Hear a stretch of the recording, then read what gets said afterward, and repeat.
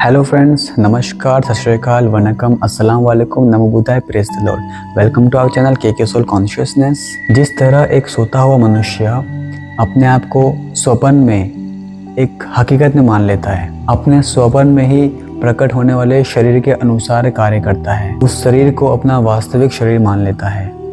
आज मनुष्य भी उसी तरह, उसी ख्वाब, उसी स्वप्न में अपनी ज़िंदगी को बिता रहा है, और जब नींद खुलती है तो पाता है कि ये तो सिर्फ एक ख्वाब था, एक स्वप्न था। और वो नींद खुलती है उसकी 40-50 साल की एज क्रॉस करने के बाद, ब्रह्मचर्य और गृहस्थ आश्रम को बिताने के बाद। जब वो वानप्रस्थ और संन्यास अवस्था में आता है, तब उसको समझ में आता है कि अभी तक की ज़िंदगी सिर्फ एक ख्वाब थी और नींद उसकी अब खुली है। जिस उद्देश्य को लेकर वो ज़िंदगी में आया था, वो तो उसने पूरा किया ही नहीं होता है। सिर्फ व्यर्थ के काम में, व्यर्थ के सोच में उसने पूरी जिंदगी को गंवा दिया होता है। तो आज हम मनुष्य को उस स्वप्न से, उस ख्वाब से, उस ड्रीम से जागने की ज़रूरत है, और उस जागृति को ही कहते हैं कॉन्शियसनेस, सोल कॉन्शियसनेस। हम मनुष्य यह स्मरण नहीं रख पाते कि हम पिछले जन्म में क्या थे और हमने क्या कर्म किया, और ना ही ये कि अगले जन्म में हम क्या बनेंगे और हम क्या कर्म करेंगे। पर ये एक फैक्ट है, ये एक तथ्य है कि हम आत्मा के रूप में शाश्वत हैं, और हम कल भी थे, आज भी हैं और आगे भविष्य में भी रहेंगे।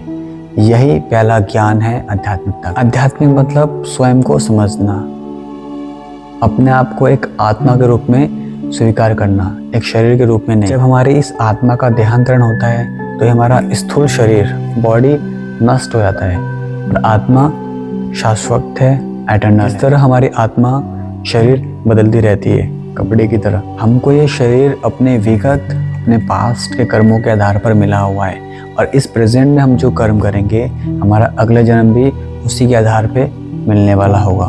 किसी भी जन्म में हम रोग, कष्ट, दुख पाते ही पाते हैं। इस जीवन में हमको स्वयं से पूछना चाहिए कि हम इन कष्ट को क्यों सहन कर रहे हैं, ये कष्ट हमें क्यों आता है। इस माया के बहकावे में आने के बाद हम इस कष्ट को ही आनंद मान लेते हैं, और कभी खुद से क्वेश्चन नहीं करते कि ये कष्ट क्यों, ये रोग क्यों, ये बुढ़ापा क्यों, ये मृत्यु क्यों, और फिर जन्म क्यों। माया का अर्थ है वह जो नहीं है।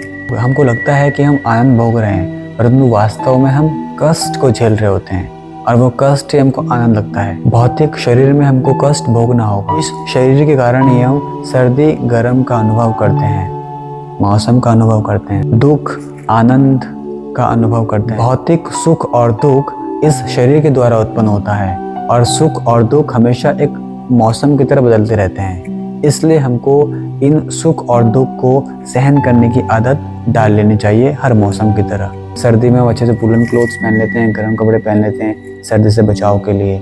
इसी प्रकार हर दुख और सुख में भी अपने आप को ढालना है हमको।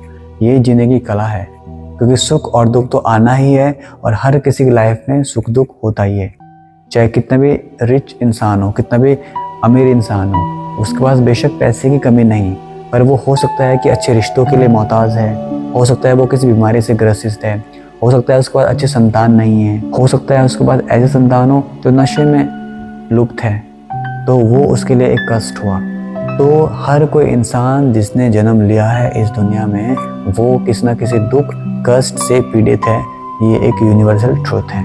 आत्म साक्षात्कार मानव जीवन का लक्ष्य है। दुख और सुख तब तक चलते रहेंगे जब तक हमारा ये भौतिक शरीर है। हमको महसूस हो जाना चाहिए अब कि मैं ये शरीर नहीं हूँ, मैं आत्मा हूँ, और हमें अपने पास्ट के कर्मों के आधार पर ये शरीर मिला है, जिसके लिए मैं अपना रोल प्ले कर रहा हूँ और सुख और दुख को सहन कर रहा हूँ। बार बार जो हमारी आत्मा शरीर बदलती रहती है, इस प्रक्रिया को हम कैसे रोकें? इसको रोकने के लिए एक ही उपाय है कि अच्छा कर्म करें और इस शरीर को धारण करने से मुक्ति प्राप्त करें, मोक्ष प्राप्त करें, सैल्वेशन लें। पर दुर्भाग्यवश हम लोग यह प्रश्न ही नहीं करते कि हमको ये जन्म क्यों मिला है, हम कष्ट क्यों भोग रहे हैं। हम सिर्फ शरीर की इंद्रियों को तृप्त करने के लिए ही पागल हैं, उसी में लगे रहते हैं। जो लोग सिर्फ केवल इंद्रिय तृप्ति के लिए ही कर्म करते हैं, वो लोग बार बार इस शरीर को धारण करते रहते हैं और निरंतर कोई ना कोई कष्ट पाते रहते हैं, चाहे वो शरीर के द्वारा हो या कोई मन के द्वारा हो।